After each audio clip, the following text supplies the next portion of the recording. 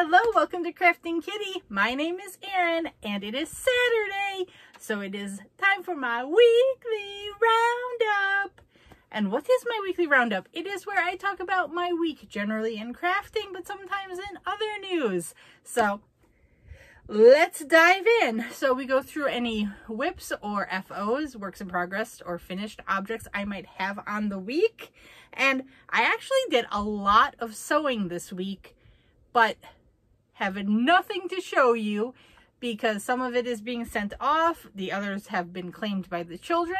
Well, I had intended to make them little tote bags to use at the library over the summer. So that's what I made and that's why they took them, but I just can't show them. But yeah, it was fun. I am very happy to get back into sewing. And other than that, I do have a finished crochet object. It was a spur of the moment project that I had not intended on making right now. But Bingo came up and wanted to learn to crochet. And I looked at my projects and none of them use singled crochets. So I was like, oh, but I wanted something with a single crochet to sit next to her while she's learning.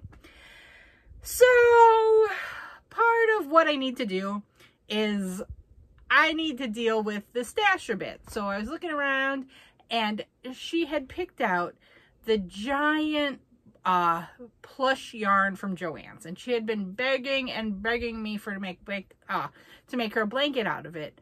And I finally broke down. It was on a nice sale and I bought her 3 balls. So I was like, those are gigantic. If I just use them, they're out of my stash. So poor Ray from Ray's Yarn Addiction chose to text me and say, hey, what you doing? It was when I was beginning to struggle with this yarn.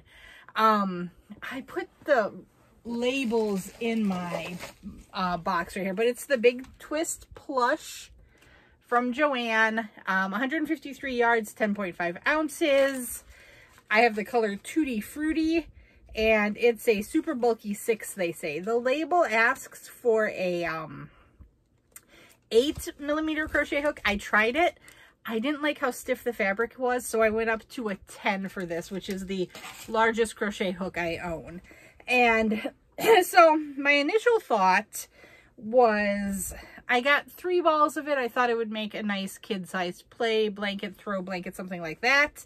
And I think I accomplished that. Whoa. Okay. I am not a fan of blanket yarn. I think I've said that many times, and I had a really frustrating experience with chenille yarn, especially about 10 years ago, so I swore it off. So she was begging for this, and I was like, oh, I don't want to use it. Oh my goodness, this is a bicep workout. And I had a lot of trouble figuring out my tension because I snapped the yarn a couple of times. I was holding it too tightly. At least I think that's what I was doing. So I soon realized just doing straight single crochets is not going to be the answer here because I was having trouble seeing the stitches. So I ripped out my first attempt at single crochets, and I thought maybe I'd try to do a moss stitch. So I got my starting chain and I started doing it, and I was just frustrated, but I realized I had started out wrong because I had done I did my starting chain and then I did a row of single crochets, and then I was going to start my moss stitch off of that. So I was like, this isn't working. So I ripped that out, and I was like, and I was in the middle of texting Ray when I was like, why did I not think of a giant granny square? So I was like, okay, rip it out, try granny square. So my plan was to just start with a granny square and go until I was out of yarn. So I got to my 3rd or 4th row, and I don't think this yarn plays nicely with double crochets because I had these little extra loops blooping out, and it looked awful. I was like, I can't do this. So I tore that out and I went back to plan moss stitch, and this time I did not do the first row as single crochets. I just did a starting chain, went straight into the moss stitch, and that is what I ended up doing for the entire blanket. So it was total drama. Poor Ray was on the receiving end of my text messages. I'm stream of consciousness going, what do I do with this yarn? but she was incredibly kind and supportive, and we worked through it together, and we made this. And then get this. I'm like halfway through it, and Bingo says, I don't like that color. So luckily, I was like, oh, you've got to be kidding me. Luckily, Chomps was there. I was like, well, I like that. It's got a lot of orange in it. So Chomps likes it. He has claimed it. It has an owner. All was not wasted in the struggle for this yarn. So here it is. This is 3 complete balls. At the end on my last row, I had maybe 18 inches of yarn left. And there we go. So I'm going to be completely honest. This is a violent colored blanket. I believe that this yarn, it had very, very short. I wish I had kept that length of leftover yarn so you could see how short, but literally it was like 3 inches of color. I think this would have worked up better knit. However, when I started, I had crochet in my head, and that was that. And crochet was going to happen with it. And it did, and I think it turned out nice. It feels like a weighted blanket. I'm happy with the result. It's really the first time I've used moss stitch on a large scale, so that was fun. I do think the moss stitch was a good choice because you're just working into the chain spaces instead of trying to find your stitches, because that was not happening. So now I have blabbered on about this blanket for far too long, but it is completed. It's done. You can have it and, you know, cuddle up with it. There you go, a completed project. Real quick, what I'm wearing is I did make this. This is the lavender cardigan from Melissa Crochets with Love. It's a paid pattern. You can get it from her Ravelry. I will try to link it down below if I remember. So basically I followed her pattern, but at the end I did a couple rows of half double crochets for a little lapel and a couple rows of half double for a little sleeve there to make a short sleeve cardigan. This is what I was talking about that I had made out of the Chai Latte Lion Brand Comfy Cotton Blend. I love it. I love it. I love it. What I have on the dress forms: the Greek Goddess Wrap by Caitlin's Contagious Creations, Caitlin Jenkins, a free pattern on her blog, or you can buy it from Ravelry and Etsy. That is the Spiral Eyelet Cowl. It is made using, this is a Mandala bonus bundle in Golem, G-O-L-E-M. This is Twists and Stitches full spectrum yarn in her colorway Dark Side of the Moon, and I love it. So Spiral Eyelet Cowl. I believe it was a Wonderland Yarns pattern. It was a free pattern. I found it on Ravelry. If you just search Spiral Eyelet Cowl, it will come out. This is crochet. This is knit. There you go. What else?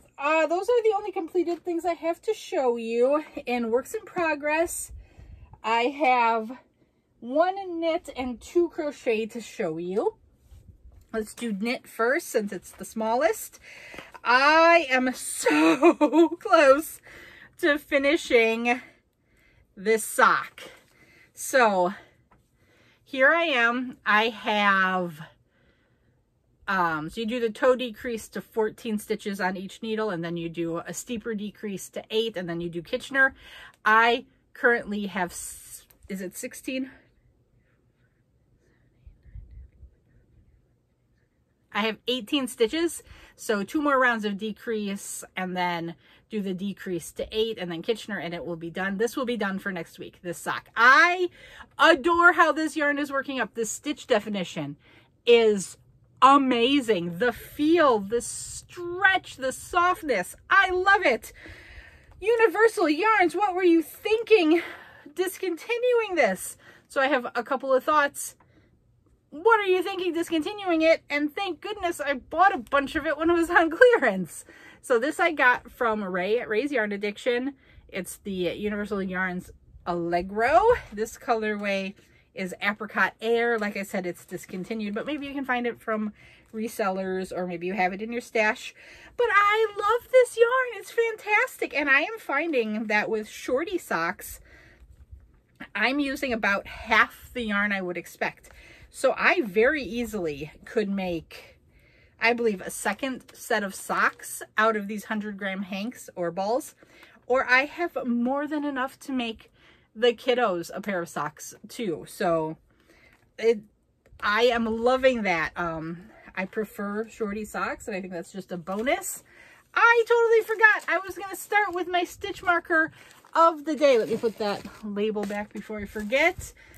Oh, thank goodness it's right on top. Okay. As I say, I didn't even look for the stitch marker, but it's right there. 6. Oh, I'm sorry. 6. And let's see what Miss Ellie Leva from Ellie Leva's Crafts and More has in store for us today. Keep on wrapping. Oh, that's pretty. So it is a diamond shape with some painted enamel colors in a white, a cream, a bright pink, and then kind of a magenta-y color. And it's gold with the lobster claw clasp. That's just going to blow out, isn't it? Is there any way I can get a good view of it? Maybe there. It's very pretty. It is very nice. I like it a lot. It will work lovely. I have loved every single stitch marker you've made this year, or not this year, in this set.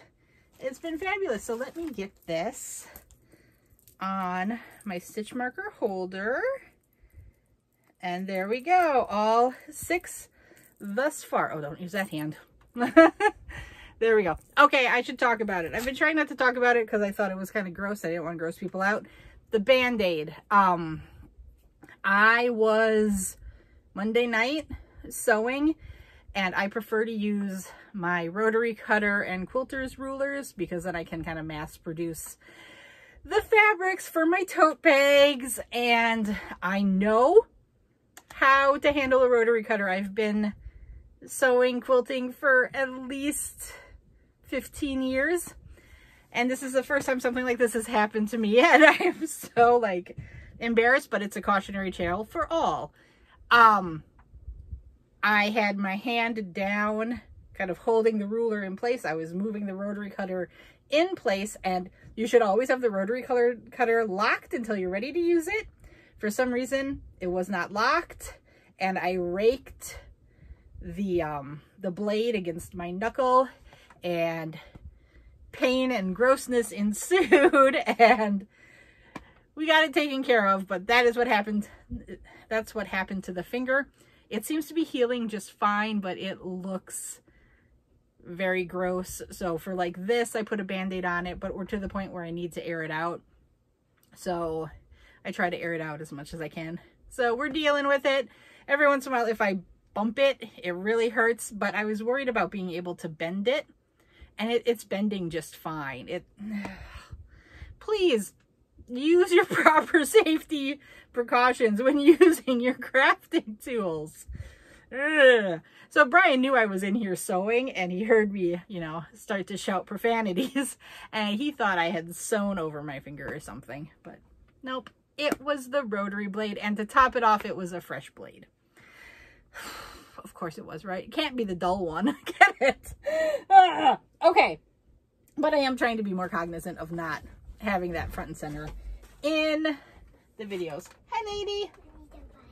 You need to go potty? Okay. Okay, so up next in the land of whips, I have the work I've done on the New Kid on the Block baby blanket from Crystal over at BagODay. I continue to love how this is turning out. Yes, it's oversized for a baby blanket, but that's what I like. And this is using the Lime Brand Ice Cream Big Scoop in the colorway Cookies and Cream, which is basically just a gigantic ball of their normal ice cream yarn. Okay, so Crystal in her pattern, or in her tutorial, calls for a 4-weight yarn and a J hook. I'm using a 3-weight yarn, and it's a thinner 3 at that, and I'm using a 5. So I'm using a 5mm H hook. I tested it out and I liked that drape of fabric, and it is also the hook recommended by the needles. Okay, so the final thing to show you here today is my project for the Krafting Kitty Creator Spotlight.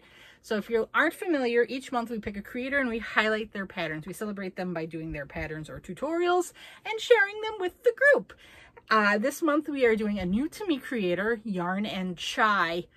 I am loving what I'm seeing. It feels very contemporary. It feels like a good new twist on some stitches, and what I'm seeing in the Facebook group and in my emails is beautiful. Oh, and Denise just posted some on Facebook, or not Facebook, Instagram. I saw them this morning.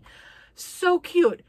A couple of people have made these bowls and they are just the neatest idea. It's like one of those things where it's like, how did I not think of that? But someone did, and it is beautiful, and let's give her credit and make the bowls because they're cute. So please check out my Facebook group if you're interested, or you can post on Instagram. KK Creator Spotlight 523 is the hashtag, please. Or if you don't have either, you can email me your pictures at kraftingkitty@gmail.com. If you want all the details, please go back to May 1st. I did a video listing all of the information for the spotlight. But as one of the prizes, I always make an item, and that's one of the prizes. So I am making the oh my goodness, I'm blanking on the name. The Campfire Cowl. And what you start out with is a solid, it's in half double crochets, and you use the third loop to create this great texture. And you use a solid color, and then at some point you switch and you add another color to add some stripies, and then it gives a lovely effect to the cowl when it's worn. So there it is. I'm using this kind of cranberry red, and then I am going to use this kind of mauvey Victorian rosy as my off color for the striping, and I think it's gonna be very pretty. I'm using this is the Turkish yarn from Hirschner's. I had it in storage and I thought, this is perfect. This is so soft, and this has a little fuzz on it, so I think that will be pretty as a contrast to this, which is also one of the Hirschner's Turkish yarns. In this one, it's all in Turkish, so I can't tell you any information about it. You can still get these on the Hirschner's website in limited colors under the Turkish names, and they also have them rebranded in Hirschner brands as in other colors. So just look in the value packs for like 5 packs for $12, 5 packs for $8. That's this stuff. Most of it I've really liked, and this is, I'm going to say this is Red Heart with love feeling, but what I like is 100% acrylic. They both are. They're both going to be washable, and I like it. So this one does have a matching hat. So my thought was I will work on the cowl, and if time permits, I'll make the matching hat and you'll have a set. But at the very least, I will make the cowl. I'm really liking it. It's a fun pattern. It's an easy pattern to just do while, you know, the kiddos are playing in their playroom and I'm crocheting away. That's how it works. So yeah, that's all I'm going to show. Let's talk Sophie. I did no work on Sophie this week. I feel a little bad. I feel conflicted. I don't know what to do. So I picked it up. So Sophie I work on Sundays and Wednesdays. Those are Sophie's days. On Sunday I picked it up and I kept getting interrupted. So I was just like, oh, Sophie's not something you can do watching TV. I find I have to focus. So she got put aside for that. And then Wednesday came along and I picked it up and I was like, no. I put it back down and I started working on, it was either my socks or Brian's sweater. And frankly, it was probably both. I probably did a couple rows on Brian's sweater and then went to my socks and did a couple rows on the socks. So I don't know what to do with Sophie. I still like her. I still want to finish her, but I don't know. maybe I need to put her aside for like a month and then come back to her and see. What's your advice? What do you do when you hit that moment in a pattern? Like normally I just try to push through, but with Sophie, I'm having trouble pushing through. That is the test. We don't have any severe weather. So if you're hearing the siren, it's our weekly test. Yeah. Other than that, the Stephen West Twists and Turns MKAL I'm also not showing because I didn't do much work on that one either. I don't quite know why. I think I just didn't spend much time in our bedroom crafting on its assigned days. And then I did like a row or two on the Lamina Wrap down in the living room, but that was taken over by the blanket of many colors. And yeah, so that just took over and I focused on that and I was having so much fun. Okay, so let's talk book. I did make progress on my book, so I wanted to make this a priority again, and I did. I've been reading Patrick Rothfuss's Kingkiller Chronicles. I finished book 1 and now I'm on to book 2, The Wise Man's Fear. I am that far in, so I'm starting chapter 13. I try to read at least a chapter a night. And I really enjoy it. If you're into sword and sorcery, fantasy, you know, kind of Lord of the Rings, it has a bit of a George R.R. Martin feel, but it's not as political as A Song of Ice and Fire. But it's kind of in that same realm. Robert Jordan, that kind of book. It is meant to be a trilogy. Book 3 has been long promised and not completed. So if that frustrates you, don't read this book. Read something that's been finished. Read Wheel of Time. Read, I was going to say A Song of Ice and Fire, but don't read that if that frustrates you because you've been in the same boat, just with a lot more books. Yeah, read. Put your energy elsewhere if that frustrates you, because it's a good book, but I don't think anything's worth that internal drama. That is not a problem with me. I have to take a break. So after I finished the first one, I took a break and I read a second book, and then I've come back and now I'm reading this one. I like it. I like it a lot. I highly recommend it if that doesn't bother you and if you're into the sci-fi, not sci-fi, fantasy, yeah, maybe. A sci-fi fantasy is often lumped together so much, but it's definitely fantasy, sword and sorcery type. Yeah. For the week to come, we are going to have an opening. The Lion brand mystery boxes have come. I have opened them and pre-filmed it because I could not wait. I couldn't wait. But my lips are sealed as to the content. You will have to tune in on... when did I put down on my calendar? You're going to have to tune in on Monday to find out what is going on there. And then on Tuesday, I will have a drawing from my initial batch of Lion brand stuff. So tune in there. I don't know what's going to happen on Sunday and Wednesday. Thursday will be things we're making. Thursday, Friday, I'll be back with Fridays with Fred and Poor Decisions with Brian. On Saturday the 13th, we'll be doing the drawing for the 1500 giveaway. So if you haven't gotten in on that, please do so. And then I'll also be back with a weekly roundup. I'm hoping to have a tutorial for you, but I don't know if I'm going to have it finished by Wednesday. I'm sorry. I'm trying, but it's not working.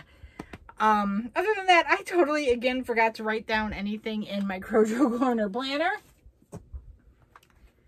Go get your own, though.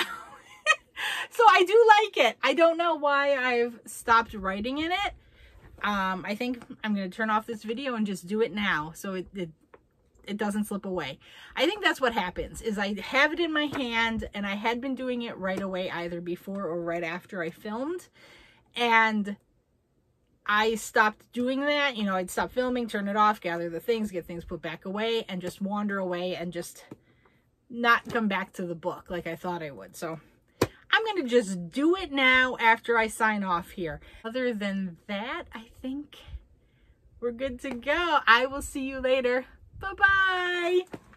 addendum here. I totally forgot to film my Stash Down 2023 video, and I also totally forgot to message Bridget about it. So I'm just going to report this because I did have it, but it's not going to count for anything. I used from Stash 30.7 ounces of material from my stash in the month of April. It's less than I normally do, but I have a couple of big things that didn't get completed, and that's just how it worked out.